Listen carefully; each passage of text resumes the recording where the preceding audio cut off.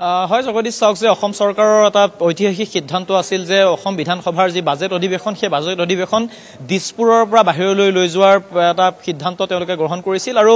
স্বাধীনতাৰ পিছত এনেধৰণৰ এটা সিদ্ধান্ত প্ৰথমবাৰৰ কাৰণে লোৱা হৈছিল য'ত বিটিআৰত বাজেট অধিৱেশনৰ প্ৰথমটো দিন তাত যেহেতু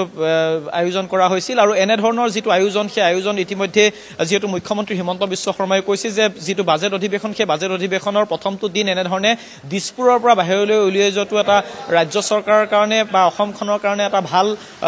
এটা পদক্ষেপ বুলি কৈছে কাৰণ বিটিআৰত শান্তি ঘূৰি আহিছে আৰু তাৰে এটা চিন হিচাপে মুখ্যমন্ত্ৰী হিমন্ত বিশ্ব শৰ্মাই পূৰ্বতে উল্লেখ কৰিছিল যে বিটিআৰলৈ লৈ যোৱা হ'ব বাজেট অধিৱেশনৰ এটা দিন আৰু সেই হিচাপে এই যিটো চলিত বাজেট অধিৱেশন সেই বাজেট অধিৱেশনৰ প্ৰথমটো দিন ৰাজ্যপালৰ ভাষণেৰে যি আৰম্ভ হৈছিল সেয়া বিধানসভাৰ প্ৰথমটো দিন কোকৰাঝাৰত যিহেতু অনুষ্ঠিত কৰা হৈছিল আৰু আজি দ্বিতীয়টো দিন আৰু দ্বিতীয়টো দিন আজি অসম বিধানসভাৰ যি নতুন যি ভৱন সেই ভৱনত অনুষ্ঠিত হ'ব আৰু প্ৰশ্নোত্তৰ কালেৰে আজিৰ কাৰ্যসূচী আৰম্ভ হ'ব আৰু প্ৰশ্নোত্তৰ কালেৰে আৰম্ভ হ'ব যদিও ইয়াত অসম বিধানসভাৰ আজি দ্বিতীয়টো দিনত বিৰোধীৰ ফালৰ পৰা কেইবাটাও সভা স্থগিত প্ৰস্তাৱনাৰ সম্ভাৱনা আছে আৰু লগতে যেহেতু আপুনি উল্লেখ কৰিছে যে 10 মাৰ্চত হিমন্ত বিশ্ব শৰ্মা চৰকাৰৰ যি পূৰ্ণাংগ বাজেট সেই পূৰ্ণাংগ বাজেট দাখিল কৰা হ'ব আৰু হয়তো হিমন্ত বিশ্ব শৰ্মা চৰকাৰৰ এই যিখন চৰকাৰ সেই 5 বছৰীয়া চৰকাৰখনৰ এইখনেই অন্তিমটো পূৰ্ণাংগ বাজেট হ'ব কাৰণ 2026ত এপ্ৰিলত যেহেতু ইয়াত বিধানসভা নিৰ্বাচন অনুষ্ঠিত হ'ব সেয়েহে বিধানসভা নিৰ্বাচন অনুষ্ঠিত হোৱাৰ পূৰ্বে এইখনেই পূৰ্ণাংগ বাজেট হ'ব বুলি ইতিমধ্যে ধাৰণা কৰা হৈছে আৰু এই পূৰ্ণাংগ বাজেটত কেনেধৰণে কি থাকিব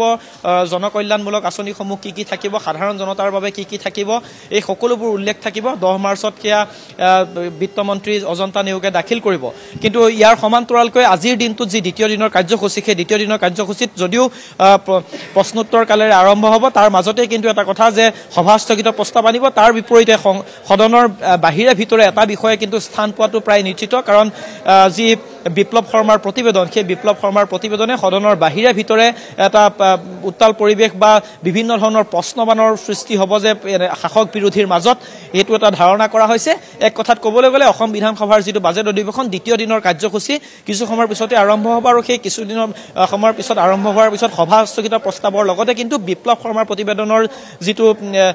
প্ৰতিবেদন তেওঁ দাখিল কৰিলে সেই প্ৰতিবেদনক বিষয়ক লৈ শাসক বিৰোধী যে সক্ৰিয় হ'ব তাত কোনো ধৰণৰ সন্দেহ নাই